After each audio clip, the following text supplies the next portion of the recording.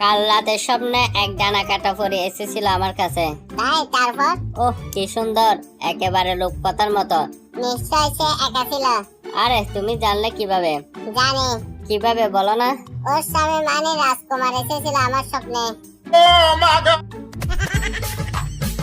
Doctor সাহেব, এই চশমা পড়লে কি আমি ABCD পড়তে পারবো? হ্যাঁ অবশ্যই পারবেন। দেন তাহলে চশমা, দেখি এবার কে আমারে মূর্খ বলে। আমি ঠিক করেছি তোমাদের মধ্যে সবচেয়ে অলস যে তাকে পড়া দিতে হবে না। আমাদের এখন কি করতে হবে স্যার? যারা অলস তাদের হাত তুলতে হবে। তুমি হাত তুলছো না কেন? স্যার হাত তুলতেও কষ্ট হয়।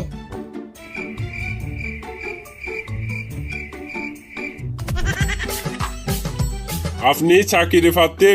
হ্যাঁ প্লিজ আমাকে চাকরিটা দিন, বড় বিপদে আছি, একটা চাকরি খুবই প্রয়োজন।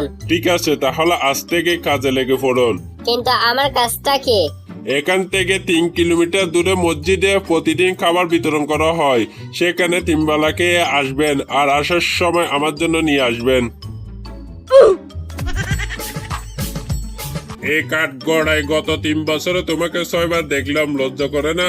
হুজুর আমার কি দোষ আপনার প্রমোশন না হলে?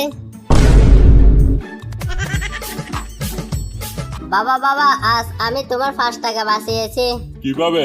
শাহবাগ মোড় হতে আমি এই 6 নম্বর বাসে না ওটাটা পেছনে পেছনে দূরে এসেছি, বেশ বেঁচে গেল 5 টাকা।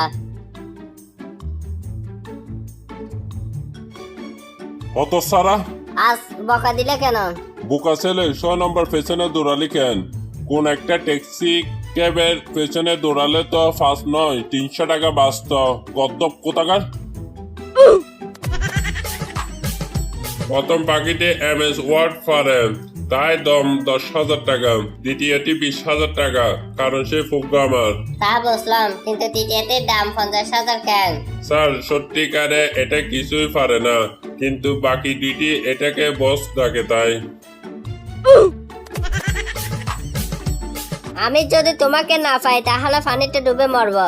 লাভ নাই, কেন? কারণ প্রেমে মরা জলে ডুবে না, অন্য উপায় বের করো।